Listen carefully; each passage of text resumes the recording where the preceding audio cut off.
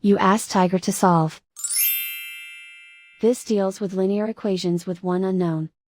The final result is x equals 35. Let's solve it step by step. Simplify the expression. Simplify the arithmetic. Group all constants on the right side of the equation. Add 5 to both sides. Simplify the arithmetic.